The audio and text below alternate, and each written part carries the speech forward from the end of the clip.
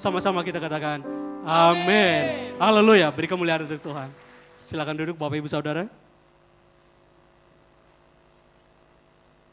Terima kasih kesempatannya untuk gembala di tempat ini. Terima kasih imam musik, luar biasa ya penyembahannya ya. Hadirat Tuhan sangat terasa pagi ini. Haleluya. Siapa yang dilawat Tuhan luar biasa. Haleluya. Semua kita diberkati Tuhan pagi ini. Oke, boleh tampilkan slide-nya multimedia. Nah, kita berbicara tentang terang Tuhan di dalam dunia. Kita tahu kalau saat Natal kita bawa lilin ya, malam kudus ya. Itu berbicara terang itu datang. Nah, hari ini Tuhan mau kita menjadi terang itu. Boleh slide berikutnya kita baca di ayat referensinya, firmannya. Kita baca sama-sama. Yohanes 8 ayat 12. Kita baca sama-sama. 3, 2, 1. Maka Yesus berkata pula kepada orang banyak. Katanya, akulah terang dunia. Barang siapa mengikut aku, ia tidak akan berjalan dalam kegelapan. Melainkan ia akan mempunyai terang hidup. Saya coba kasih warna kuning itu, nanti di berikutnya kita akan memahami itu. Kita baca berikutnya, Yohanes 14 ayat 21. 3, 2, 1. Barang siapa memegang perintahku dan melakukannya, dialah yang mengasihi aku. Dan barang siapa mengasihi aku, dia akan dikasihi oleh Bapakku. Dan aku pun akan mengasihi dia dan akan menyatakan diriku kepadanya. Matius 5 ayat 14, 3, 2, 1. Kamu adalah terang dunia, kota yang terletak di atas gunung tidak mungkin tersembunyi. Nah, di Yohanes 8 ayat 12 dikatakan, akulah terang itu. Nah, di Matius 5 ayat 14, kamu adalah terang dunia. Kita terang dunia. Oke, boleh slide berikutnya. Nah, kenapa Tuhan Yesus mau kita menjadi terang? Secara kita tahu Tuhan itu udah terang ya, dia udah menjadi terang datang ke bumi ini. Tapi Tuhan mau kita juga menjadi terang seperti dia. Kenapa? Boleh slide berikutnya? Nah, karena di sekeliling kita banyak yang masih berjalan dalam kegelapan. Karena masih banyak yang berjalan dalam kegelapan. Di sini saya coba ambil dari Google dan baca beberapa referensi, dikatakan di sini. Di Indonesia sekitar 1 dari 10 orang mengidap gangguan mental. 1 dari 10. Kalau boleh saya tanya, Bapak Ibu Saudara, kita ada berapa di ruangan ini? Ada berapa? Boleh lihat samping kiri kanannya? Ada ciri-cirinya tidak? Tidak ya. Oke. Namun jumlah tenaga kesehatan mental di Indonesia masih terbatas. Sehingga sulit bagi masyarakat untuk mendapatkan bantuan profesional. Luar biasa. Dan kita harus yakin, 1 dari 10 ini, survei ini tidak ada di gereja ini. Amin. Kenapa? Coba balik ke ayat yang pertama. Karena Tuhan berkata di sini, akulah terang dunia. Barang siapa mengikut aku, ia tidak akan berjalan dalam kegelapan. Jadi siapa yang mengikut Tuhan Yesus? Berarti tidak berjalan dalam kegelapan. Nah, berarti Bapak, Ibu, Saudara, dan saya, kita adalah terang itu. Berarti tugas kita bantu para medis dong. Betul tidak? Oke, kita lanjut ke slide berikutnya. Bukan slide sebelumnya, tolong. Nah, menurut WHO, ini adalah Badan Kesehatan Dunia, gangguan mental adalah kondisi yang mempengaruhi pikiran, emosi, dan perilaku seseorang. Mempengaruhi emosi, pikiran, dan perilaku seseorang. Saya bercerita seperti ini. Apa sih dampaknya gitu ya, orang yang sakit mental kok ke kita juga ikut-ikutan gitu. Gambarannya seperti ini. Ini kesaksian saya. Dari awal tahun, puji Tuhan dapat kerjaan. Nah, saya ambil pekerjaannya itu, tim saya itu dari Panjalu sana, Tasik sana, beberapa orang. Nah, salah satu ketuanya ini yang mengkoordinir mereka, namanya kita sebutlah Mr. H. Bapak H ini orangnya baik saya lihat, orangnya baik. Terus suatu saat mereka udah kerja dengan saya beberapa bulan. Suatu saat saya kan datangnya pagi, pulangnya siang atau sore udah pulang. Nah, saya datang malam-malam, lihat mereka ke sana bagaimana keadaannya. Nah jam 8 malam saya ke sana, saya lihat ada yang lain yang di teras main HP lah, ada yang nonton lah di ruang tengah. Saya lihat ada yang marah-marah di belakang. Saya kirain berantem. Tidak, ternyata dia lagi telepon dan sudah beberapa jam telepon. Saya tanya, itu kenapa? Pak Herman kenapa? Wah marah-marah Pak karena anaknya Pak. Berapa lama dia telepon marah-marah gitu? Wah dari tadi Pak 2 jaman juga ada. Wow, saya kaget. Saya pulang, saya tinggalkan. Besoknya saya panggil. Pak, ngobrol bentar yuk. Mungkin temannya ngasih tahu kemarin tadi malam itu Pak Rudi kesini gitu ya. Jadi ngobrol, Bapak ada masalah. Kalau ada masalah ngobrol Pak dengan saya. Bukan begitu Pak, ini masalah keluarga pribadi saya. Anak saya seperti ini. Dia udah 2 tahun keluar SMA, dia tidak bekerja, dia hanya mintain uang dari mamanya. Terus anak saya minta motor baru Pak. Dia tahu saya udah kerja, dia minta motor baru. Saya bilang ke anak saya, itu pakai motor bapak aja. Dia bilang motor bapak itu jelek, gak mau pakainya. Nah, sampai dia mengeluarkan kata-kata makian ke anaknya dan bla bla bla, keluar bahasa hewan ke anaknya. Saya bilang, itu kan masih anak-anak Pak. Iya, tapi dia tidak ngerti kondisi saya. Terus saya bilang, Bapak dari awal saya lihat tidak pernah minta uang ke kita Pak. Kan bisa dong Bapak beli motor untuk anaknya, nanti habis pekerjaan ini bisa dong. Atau mau sekarang juga boleh Pak kalau Bapak mau kasbon. Saya sampaikan hal seperti itu. Dia bilang apa coba? Pak, selama pandemi kami tidak ada kerjaan. Di tetangga saya juga saya lihat keadaannya aneh-aneh Pak. Pusing saya. Kalau saya pakai uang dari Bapak nanti untuk beli motor dan yang lain, saya kepikiran saya mau beli sawah di kampung saya. Orang di Tasik sana katanya mampu beli sawah gitu. Dan kalau nanti saya nggak punya kerjaan, paling tidak saya garap sawah. Tapi anak saya tidak memahami pikiran saya. Sehingga saya marah-marah seperti itu. Lihat. Anaknya mungkin yang ada gangguan sedikit karena pergaulan dan yang lainnya. Dampaknya ke siapa? Ke bapaknya toh. Bapaknya jadi marah-marah, kerja nggak konsen, orang seisi ruangan itu lihat dia aneh gitu kan. Dampaknya ke bapaknya, dari bapaknya ke lingkungannya. Dari bapaknya juga ke saya ternyata. Karena pekerjaannya terganggu gak akan maksimal, saya yakin itu. Dan dari saya dampaknya itu ke klien, ke yang kasih saya kerjaan. Dan dari dia mungkin ke yang lain, efek domino. Saling berantai. Jangan pernah menganggap hal kecil di luaran sana yang bukan bagian kita, itu ada dampak dominonya. Amin? Dipahami ya? Jadi di luaran sana yang ada penyakit mental atau dan yang lainnya, karena tekanan dan pengaruh yang lainnya, dampak dominonya bisa-bisa juga ke kita. Dan saya berpikir ini harus diputuskan. Saya harus jadi air, pikiran saya seperti itu. Dia datang dengan api, saya harus jadi air dan padam di situ. Tidak boleh kemana-mana. Jadi terang, kita harus mematahkan kegelapan itu. Makanya tadi saya kasih simbol lilin, jadilah lilin. Oh, ruangan ini gelap nih, gak ada lampu nih, semua mati nih. Satu aja yang pegang lilin, kelihatan gak?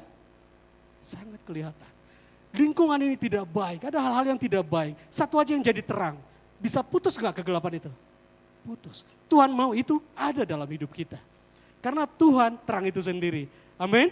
Nah, setelah itu saya bilang ke Bapak, oke Pak, kalau anak muda Pak, dia datang dari sana api, Bapak api lagi dari sini marah, efeknya bahaya loh Pak. Dia pikirannya pendek loh. Dia mikir, Bapak Muslim kan? Taat kan? Iya sih Pak. Oke, tapi saya lihat Bapak berapa bulan ini gak pernah Jumatan. Saya bilang seperti itu, Pak sholat dulu ya. Saya suruh dia sholat. Setelah dia sholat, baru ngobrol lagi dengan saya. Setelah kami ngobrol panjang lebar, akhirnya dia adem. Dia telepon anaknya, nanti apapun yang terbaik. Anaknya juga ternyata di sana udah adem. Putus enggak? Putus ya kegelapan itu ya. Pas kemarin Korinto bilang, you Ruth, sampaikan firman Tuhan di mimbar. Saya langsung ingat ke sana. Karena saya tahu, kita di sini terlibat dengan lingkungan kita. Dan kita harus menjadi terang. Amin. Siapa yang mau memutuskan kegelapan itu? Boleh lambaikan tangan tuh untuk Tuhan. Haleluya. Nah, selanjutnya menurut WHO, gangguan mental mempengaruhi pikiran dan emosi yang seperti tadi. Berdasarkan data survei kesehatan Indonesia 2023, prevalensi depresi di Indonesia kelompok usia 15-20 tahun 2%. Nah, yang saya sampaikan tadi, biarpun hanya 2%, tapi ini mempengaruhi semua. Anak-anak Tuhan akan dipakai menjadi terang, memutus kegelapan itu. Amin ya. Kasih kemuliaan untuk Tuhan. Nah, kita lihat di sini. Akibat berjalan dalam kegelapan. Kalau kita tidak kasih cahaya, mereka terus berjalan dalam kegelapan. Dan itu sedang terjadi di sekitar kita. Boleh slide berikutnya? Ini yang akan terjadi. Saya bacakan untuk kita ya, saya ambil dari beberapa, tidak semua. Ini dari anak-anak kecil dulu. Siswa SD di Banyuwangi bunuh diri karena sering diledek anak yatim. Anak SMP karena beban hidup. Anak SD di Pekalongan karena HP-nya ditahan ibunya. Aneh-aneh ya, nggak masuk akal ya. Kadang-kadang SMA karena disebarkan foto-fotonya di medsos. Anak kuliah, anak yang kerja dan yang lain-lain. Bahkan di Bandung ini sempat viral. Kita lihat kecil ya dampaknya ya. Kecil yang tadi ya. Tapi dampak luar biasanya karena HP disita lah. Kalau berjalan dalam kegelapan ternyata lama-kelamaan kan membinasakan. Karena iblis itu datang mencuri hal kecil nih. Udah dicuri, membunuh dan membinasakan. Cara sistem iblis tuh cara kerjanya seperti itu. Jadi kita nggak boleh menoleransi hal-hal kecil. Kita harus patahkan jaringan ini, amin. Oke, slide berikutnya. Nah, apa yang akan saya lakukan? Nah, ini jadi pertanyaan. Saya juga bingung kemarin. Kalau lihat seperti ini apa yang saya lakukan? Dulu saya bingung ya. Yohanes 14 ayat 21. Kita baca sama-sama firman Tuhan ini 3, 2, 1. Barang siapa memegang perintahku dan melakukannya, dialah yang mengasihi aku. Dan barang siapa mengasihi aku, dia akan dikasihi oleh Bapakku. Dan aku pun akan mengasihi dia dan akan menyatakan diriku kepadanya. Yang saya coba kasih kuning adalah mengasihi. Terus menyatakan diriku kepadanya. Nah, terus siapa yang kita kasihi? Kita baca firman-Nya ya. Kita baca banyak baca firman hari ini. Slide berikutnya tolong dibantu.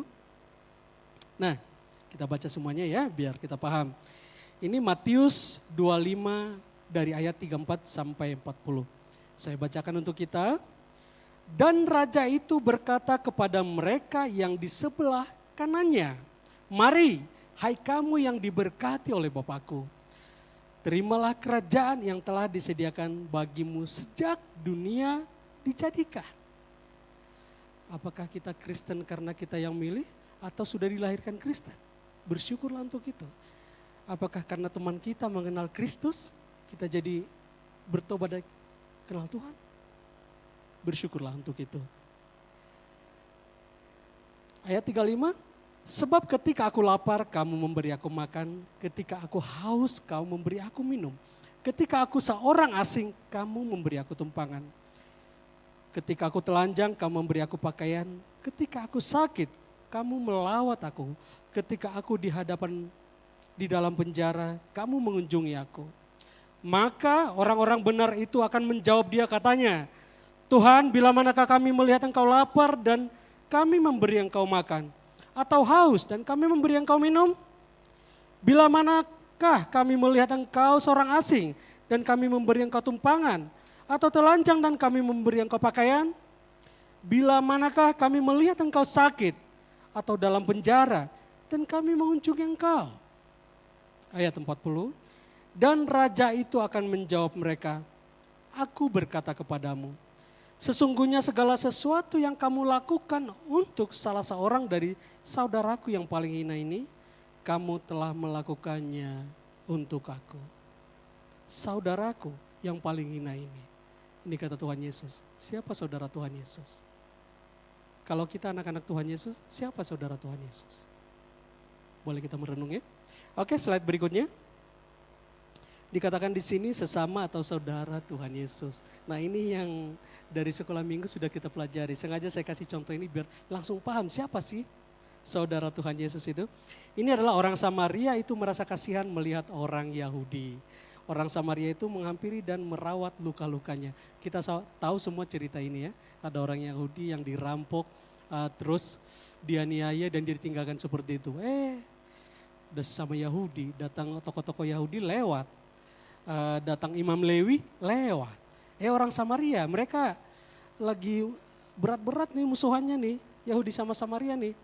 Yahudi kan bilang Samaria itu ras campuran. Dan penyembahannya beda di Gunung Anu, kami di Gunung Sion. Yahudi bilang seperti itu. Tapi lihat orang Samaria ini, apa yang dilakukan?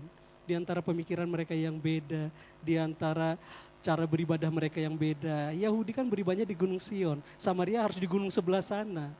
Tempat gerejanya mereka berbeda, ibadahnya berbeda, gambaran ke hari sekarang. Tapi Samaria ini melakukan kasih yang Tuhan ajarkan tadi, mengasihi. Oke, slide berikutnya. Nah, sekarang ke bagian kita, melihat di sekitar kita, melihat lingkungan kita, melihat kita di mana tinggal.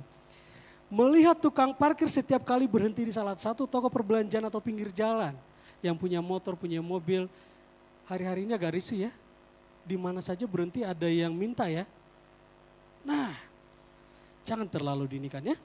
Melihat Pak, ogah di setiap simpang jalan ada. Setiap simpang 3 atau apa ada. Ya. Harus yang minta seperti itu. Melihat orang-orang yang terlantar di kota kita. Coba kita jalan-jalan malam-malam. Yang terlantar di kota kita sangat banyak. Peminta-minta di jalan, anak-anak di jalan lampu merah. Melihat orang yang kekurangan di tetangga dan lingkungan kita. Jika melihat mereka, apa yang kita lakukan? Coba kita merenung. Apakah kita menjadi menghakimi? Bro, lu jangan asal minta dong. Ini Indomaret, Alfamart tuh udah bayar parkirnya ke Pemkot. Gak ada hak gue bayar parkir ke lu. Apakah seperti itu menghakimi? Kadang-kadang saya melihat kalau ini dua akuan nih. Dua akuan nih. Saya kasih ke Richard satu. Cat, lu satu ya, aku satu ya. Itu adil gak? Adil. Dan itu yang diajarkan keadilan. Tapi Richard tuh kenyang, dia udah minum. Ternyata saya 2 hari gak minum, gak dapat air. Richard kasih saya kedua-duanya ke saya. Adil apa enggak? Apa benar? Adil apa benar? Kadang-kadang susah kita membedakan mana yang adil dan mana yang benar. Kenapa? Karena dengan intelektual kita. Tapi Tuhan mengajarkan kita kasih, mengasihi. Jadi jangan menghakimi ya. Karena siapa tahu dia orang Samaria yang akan menolong kita nanti. Kita tidak tahu. Dan kalau kita menghakimi mereka dan mereka tidak punya pekerjaan, tidak makan, apa yang dilakukan dan apa yang dilihat untuk anak-anak Kristen? Ini Kristen diberkati semua nih. Tapi kok pelit-pelit amat ya? Tapi saat kita dengan senyum, Pak cuma ada 2.000 ya Pak, sukacita ya Pak, apa yang terjadi? Ini Kristen baik ya. Dia aja sebaik itu, apalagi Tuhannya. Jadi terang ya. Amin ya. Tuhan mau ingatkan kita. Karena kenapa? Tidak usah kita terlalu berpikir besar hal-hal yang wow di sana seperti apa yang saya lakukan besar. Tidak, lingkunganmu. Karena Tuhan menciptakan kita semua seturut gambarnya. Bukan hanya gembala, bukan hanya pengerja. Tidak, semua yang mengikut Tuhan Yesus. Dan upahnya kamu tidak berjalan dalam gelap. Amin. Amin. Saudara kita ya, itu saudaranya Tuhan Yesus loh. Kan kita anak, itu saudaranya kan? Oke ya, slide berikutnya. Nah, rencanamu dan rencana Tuhan. Setia dong lakukan yang kecil, senyum gitu, orang Kristen pulang gereja, sukacita lihatnya. Apa yang Tuhan sediakan untukmu? Wow, hanya setangkai yang kamu kasih. Tapi sekuntum, siapa ibu-ibu senang bunga ya? Langsung dikasih banyak bu. Kalau melakukan senyum ke sesama, Tuhan akan memberi dari apa yang di luar apa yang kita pikirkan. Luar biasa kalau bersama Tuhan. Saya undang imam musik untuk naik ke mimbar.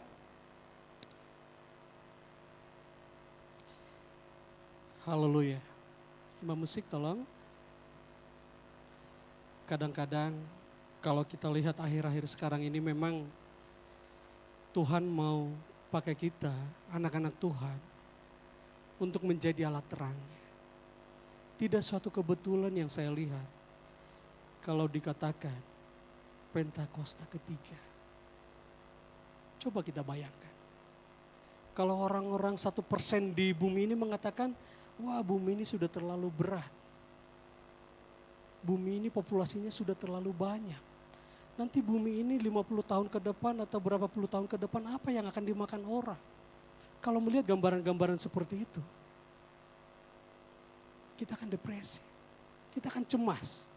Tapi satu yang pasti, kalau bersama Tuhan semua baik, amin. Boleh bro? Kita nyanyikan pujian yang tadi. Sangat menyentuh. Yesus. Saya undang kita semua bangkit berdiri ya. Nikmati hadirat Tuhan dalam pujian ini. Jesus. Syanda rabaya, rabaya, rabaya, rabaya. Jesus. Nikmati hadiratnya. Pejamkan matamu, cari wajah Tuhan, naikkan pujian ini. Syanda rabaya, rabaya, rabaya. Haleluya. Syanda bala bala bala bala.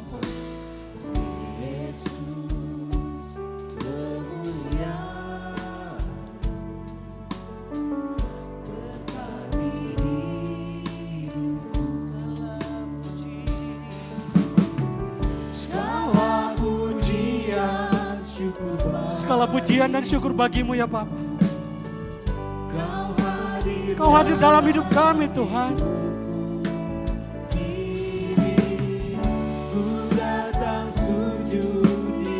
Terima kasih Bapa, kami menjadi anak-anak-Mu Bapa.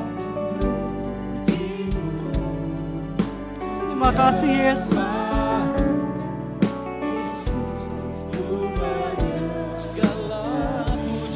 Nyanyikan segala pujian, hanya jemaat saja yang menyembah. Bapa, segala pujian dan syukur bagimu ya Bapa. Kau telah memilih anak-anak-Mu di tempat ini Tuhan, untuk menjadi terang kemuliaan. Bapa, Engkau akan memakai anak-anak-Mu ini Bapa, karena kami tahu Tuhan, survei ini atau di luar sana, kami tahu akan menjadi terang-Mu Bapa. Urapan Roh Kudus-Mu penuh Tuhan. Di dalam nama Tuhan Yesus, kami menjadi terang-Mu Bapa. Kami pelaku-pelaku firman. Syanda rabatan darah lamanya. Jesus.